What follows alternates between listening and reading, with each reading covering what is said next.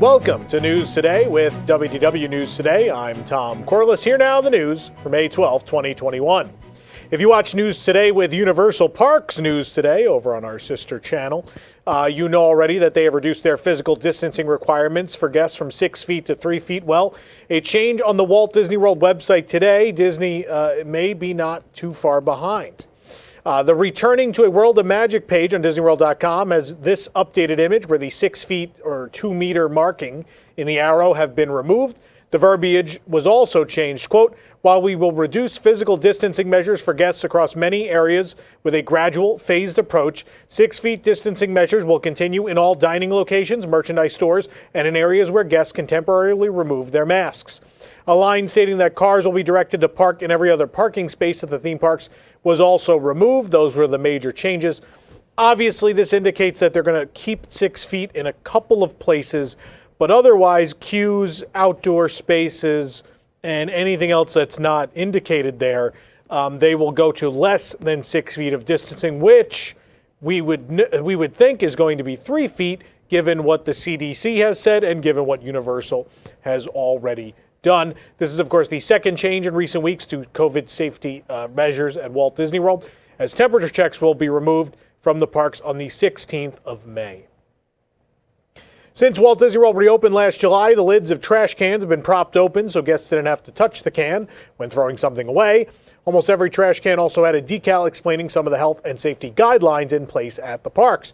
Well, now those decals are slowly being removed, and we have now seen in 2 parks at least that they are starting to no longer prop open the trash cans. This is another sign of return to normal. I think I said on the last episode, every story we seem to, one little thing drops and we get more and more towards normal at Walt Disney World. I know, but the funny thing is with both of these, a lot of people have said they're not happy about these. A lot of people said, oh, I still would like to have some space from people. And other people said, I hate touching the little door on the trash can. I wish both of these things would go away. But so whether you like it or not, these 2 particular things are back. But of course, masks still needed at the parks and just about everywhere you go at the parks. The last of the remaining game plaques for the Sorcerers of the Magic Kingdom attraction have finally been removed from the Magic Kingdom. Removal of the floor medallions began in late March, and now every single last one is gone. Now, in fairness, a lot of this was done very quickly, but they do look like cheap, quick fixes in places. You'll see temporary wood boards. You'll see some rough-looking tile work. I'm not sure how long these are going to stay like this. All these places look a little rough, but nonetheless, they've left the screens and, in fact, the keyholes in place at all of these locations. We've been watching pavement be replaced throughout Walt Disney World, including in Tomorrowland, and pavement work has now moved to the main thoroughfare, and after some speculation, it now looks like the 1994 new Tomorrowland gear pavement is being replaced, and it's being replaced with generic gray pavement. There it is. So this is the latest phase in the Tomorrowland overhaul. We saw them start on painting a lot of the land white. They removed some architectural touches and some thematic elements of 94 Tomorrowland over the last few months and years. And now we're seeing a pavement replacement, all in preparation for the arrival of Tron. And maybe someday work will begin on that Wreck-It Ralph attraction to replace Stitch's Great Escape. But I would say the most lackluster, least effort, most fiscally conservative Tomorrowland update in the history of all of the Disney parks, right? Because at Disneyland in 1967, Walt basically knocked down, obviously before 1967, he passed away by then, but he had already begun the process of knocking down his original Tomorrowland and rebuilding that. In 1998, they went through a major overhaul, and here at Walt Disney World, in 1994, we went through a very major overhaul of Tomorrowland. This is the first time this has ever been done in phases and with no real direction, and it's kind of, I don't know, we're halfway between 2 different versions. It's in some places with the pure white and returning the People Mover track supports back to their original look. We're getting back to 1971, but then in some places they've left a lot of those big steel pieces from 1994 and a lot of shapes and things from that refurbishment. So I don't know what this Tomorrowland is, but it's happening one way or the other. I hope someday they'll come through and give it a more distinct feel, right? The new Tomorrowland sign that went at the front of the land has a very particular theme, and I don't think that necessarily aligns with everything they've done beyond the sign. And I would like it to be one thematic, coherent land, as I'm sure you watching would as well. Several new weighted plush of classic Disney characters are now available at Walt Disney World and Disneyland Resorts.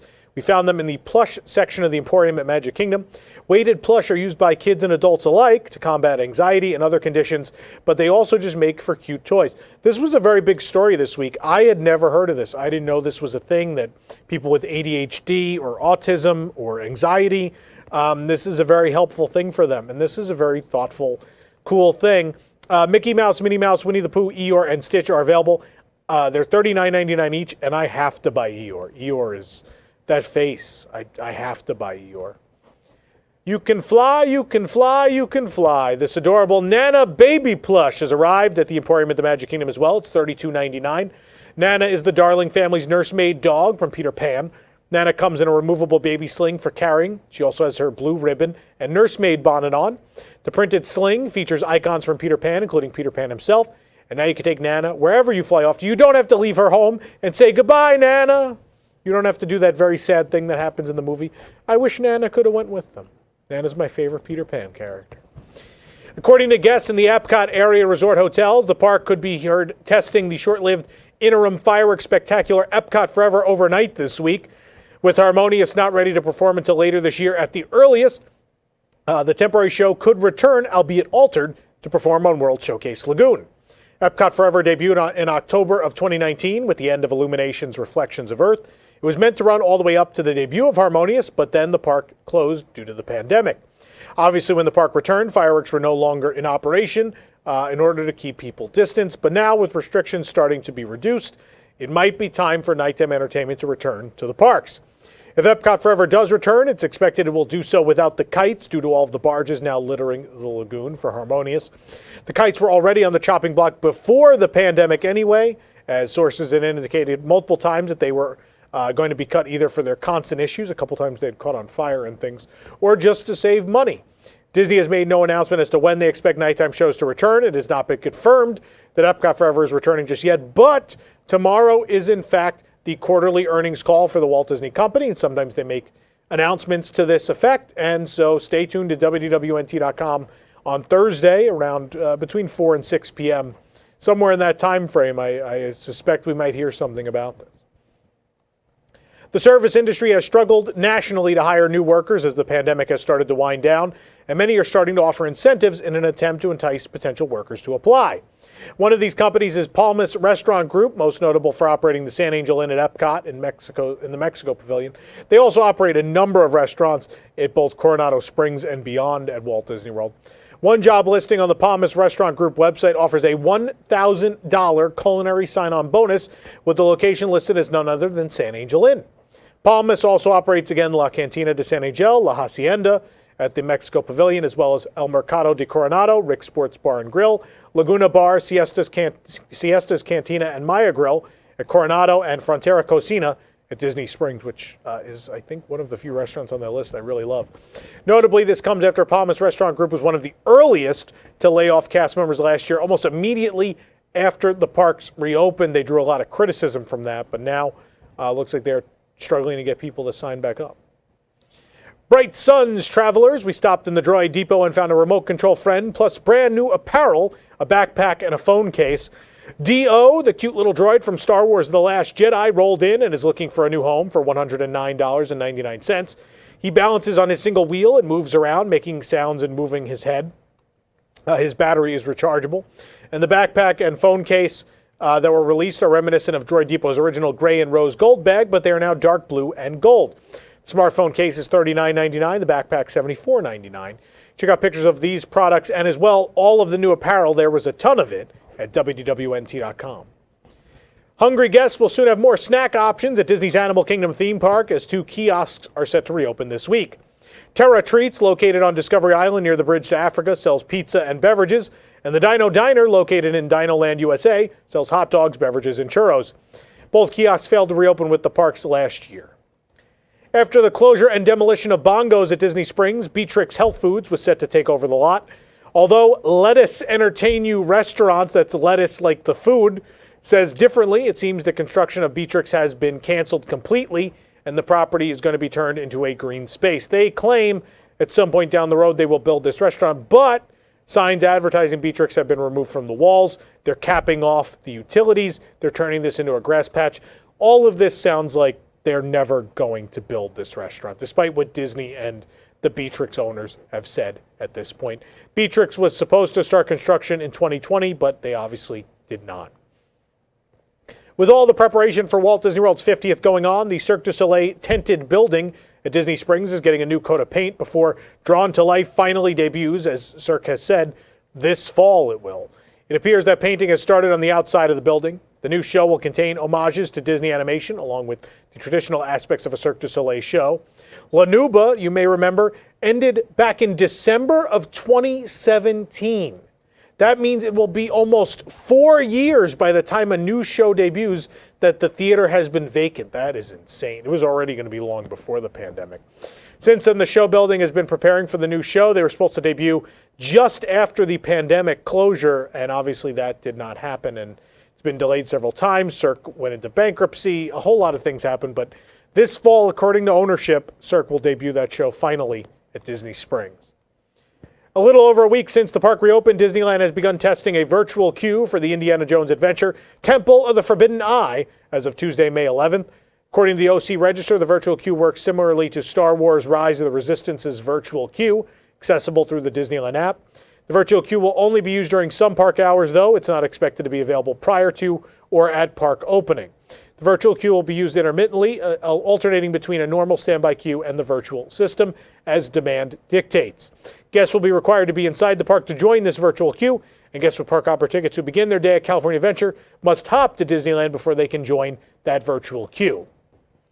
Following the reopening of Disneyland Resort, we're checking in on all of our favorite attractions to see the new health and safety measures in place. Recently, we visited Pinocchio's Daring Journey at Disneyland and The Little Mermaid, Ariel's Undersea Adventure, and Toy Story Midway Mania at Disney California Adventure. You can watch full videos of those attractions right here on our YouTube channel. And if you want to read all about what has changed at them, you can head on over to our website to read an in-depth review of the processes there. This week, Disney released the new pared-down menu for the Blue Bayou restaurant at Disneyland Park ahead of the eatery's scheduled reopening. Despite the reduced food options, the menu now includes alcoholic beverages, which we reported will be joining the lineup a couple weeks ago. The wine list includes mostly California-based vintages, even though it's a New Orleans, Louisiana restaurant, and can be purchased by the glass, 5 ounces, or from the tasting selection in 3-ounce pours. The beer and cocktails menu features a Hurricane cocktail for $15, famous in the French Quarter of New Orleans. You could also order an Abita Amber Lager from Abita Brewing Company, who hails from Covington, Louisiana, just north of New Orleans, and is a local favorite. Both of these spirits give Blue Bayou a distinct Louisiana flair. Blue Bayou will be only the second location in Disneyland Park to serve alcohol, following Oga's Cantina in 2019. You can view the full menu, including the food, at WDWNT.com. Avengers Assemble for some shawarma. We're less than a month away from the grand opening of Avengers Campus on June 4th at California Adventure, but Disneyland President Ken Potrock is as excited as we are, posting today about the upcoming Shawarma Palace food stand. While this isn't our first look at the kiosk that serves shawarma flavors for heroes on the go, it's our first close-up. The truck is decorated with newspaper articles about the Avengers, the heroes' logos, and Easter eggs for devoted fans. Among the many things you'll see on the truck are the Stark Industries logos, World Expo and Stark Expo logos, and the Iron Man suit schematics. Hulk and Iron Man action figures can be seen behind the glass as well. There's also newspaper clippings, including one for a disaster in Sokovia from Avengers Age of Ultron, which was highlighted many times in WandaVision. Around the truck, there are tables with Shawarma Palace umbrellas with the Avengers logo in the A, one of the A's in shawarma. This is fun. This is a fun-looking little stand. I'm excited about this little kiosk. For more information on these stories and more, head on over to WDWNT.com. This program is brought to you by our official travel agent sponsor, The Vacationeer, the engineers of your next magical vacation. Sit back and let their team of vacation planning experts craft your family's next trip. The best part, their services are free. Visit WDWNT.travel for details. The Vacationeer, the official travel agency of WDWNT. If you're enjoying the show, be sure to like this video, subscribe to WDW News Today on YouTube for more great content, and click the bell for notifications. Also, make sure to hit select all notifications so you never miss an episode of our show. Also, please support us by shopping with Carousel products at carouselproducts.com, including our newest t-shirt, which is Let's Get Naughty, the celebration of the Nautilus from 20,000 Leagues Under the Sea. It's a really soft, great shirt. Personal favorite of mine. For the worldwide leader in Disney Parks news, this is Tom Corliss saying enjoy the rest of your today and have a great, big, beautiful tomorrow. I'm going to go get some shawarma now. Ink and Paint celebrates the voices of women talking about what it means to be a Disney fan. Co-hosts Ashley Jasmer and Jill Diffendahl will join a panel of female Disney fans to discuss topics ranging from Disney princesses as role models to raising Disney kids to park-going preferences. Join us every other Thursday at 7:30 p.m. on the WDWNT Entertainment Channel for lively discussion, stories, and debate about living your best Disney lifestyle.